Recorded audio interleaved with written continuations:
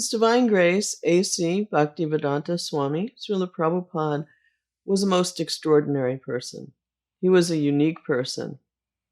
He was kind and respectful to everyone, and he worked for everyone's benefit. He never desired respect for himself or any material possessions on his own behalf. He was a person of integrity and purity and the utmost compassion. He was always truthful, humble, self-controlled, and totally surrendered to the desire of the Supreme Personality of Godhead, Sri Krishna. He founded the International Society for Krishna Consciousness to provide uplifting association for those who wanted to progress on the path of devotional service to the Supreme Personality of Godhead, and also to further the preaching mission that he had come to establish. But he also recognized that there were serious problems. In a letter to one disciple, he noted, regarding the poisonous effect in our society, it is a fact, and I know where from this poison tree has sprung up and how it affected practically the whole society in a very dangerous form. There was a few more sentences in that letter, and then he wrote, it is a fact, however, that the great sinister movement is within our society. In that letter, he gave instructions to his leading disciples. He said, so all of you may try to save the society from this dangerous position. He told another one of his disciples, there are those in our movement who dress like devotees. Sika, which is the tuft of hair that the Hare Krishna men are known for. Tilak, the clay marking on the forehead. Neck beads, and dhoti, the robes. So he said, there are people who dress like this in our society, but they're not devotees. They are agents of Kali, and we'll just say agents of darkness for better understanding. And he said, we must find them and weed them out. But it was not done, and the weeds grew. Srila Prabhupada passed from this world in November of 1977. It's 42 years later. Now, if someone in the organization that Srila Prabhupada originally founded tries to act to expose or oust those who have committed or may be still committing atrocities, that person is the one who gets banned or weeded out. It's totally opposite what Srila Prabhupada desired. I've mentioned in a previous presentation that we at Purely Prabhupada are not concerned with trying to take down any organization. We're only concerned with trying to broadcast the absolute truth as presented by Srila Prabhupada through his literatures. But it needs to be repeated that any organization has the propensity to become its own worst enemy in the propagation of that which it initially set out to do. There's been a lot of talk recently throughout the media about the uncovering of demoniac activity that's pervaded pretty well every aspect of modern society. Political, social, food industry, communications, the entertainment industry, the economy, the educational system, the medical and pharmaceutical industries, the religious institutions. It appears that no institution of the modern world has been spared. There have been predictions about truths coming out, exposés, old structures crumbling, mind-blowing events about to unfold, and so on and so on. These foretellings are coming from many fronts: political and economic analysts, investigative journalists, miscellaneous whistleblowers, even astrologers. many other people who claim to be in the know.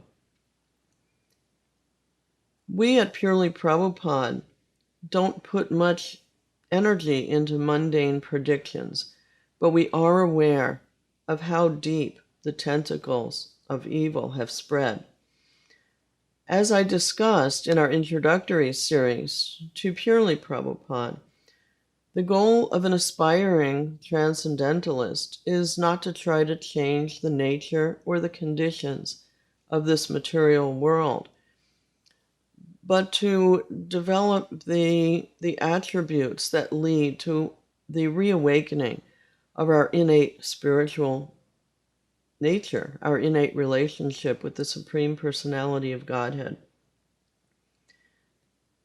and to return to our real home, the kingdom of God, that eternal blissful place where we can live in relationship with the Supreme Personality of Godhead in eternal joy. The challenges of this world have to be used as stepping stones for the development of spiritual awareness. We have no personal agenda to try to fix anything of this world, but rather to utilize every opportunity for our spiritual advancement and to educate those who are willing in the path of devotional service to the Supreme Personality of Godhead, Sri Krishna. Our team does have one especially big concern, though.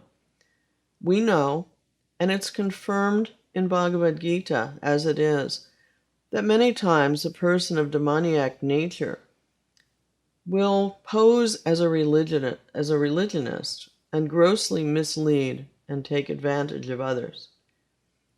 If in fact there is to be some massive exposure of evil, as some predict, and since it appears that no institution is free of these dark influences, as they say, and since the religious institutions seem to be a favorite place for covert demoniac activity, if the possible upcoming disclosures involve the organization that Srila Prabhupada originally founded, we are concerned that Srila Prabhupada's name will be linked to whatever atrocities might come to light. It needs to be known that many things that have gone on in the organization that Srila Prabhupada originally founded have been in opposition to his mood, his teachings, his mission, his endearing humanness, and his pure intent for the benefit of society. Srila Prabhupada's name must be freed from what has transpired in his name.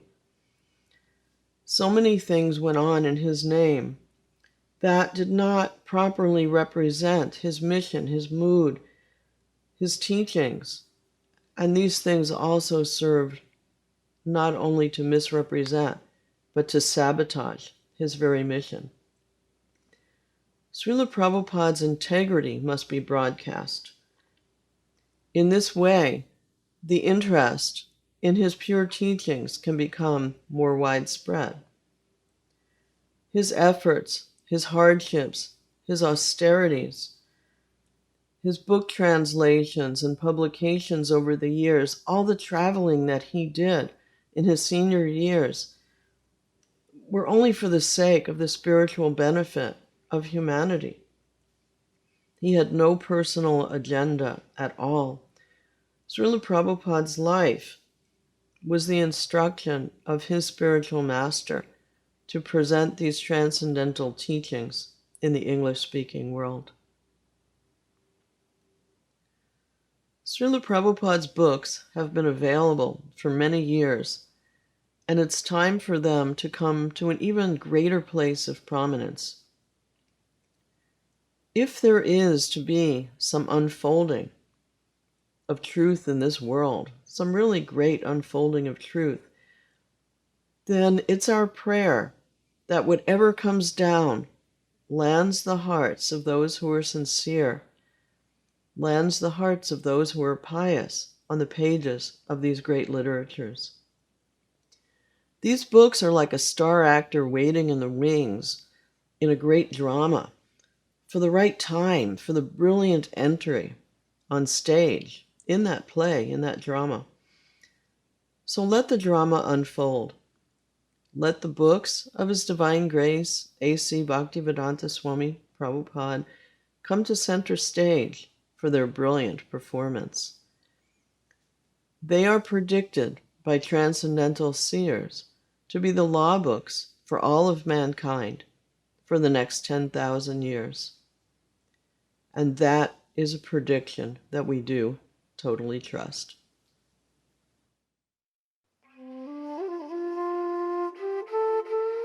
If you are interested in the subject matter of this video and would like to learn more, please visit purelyprabhupada.com.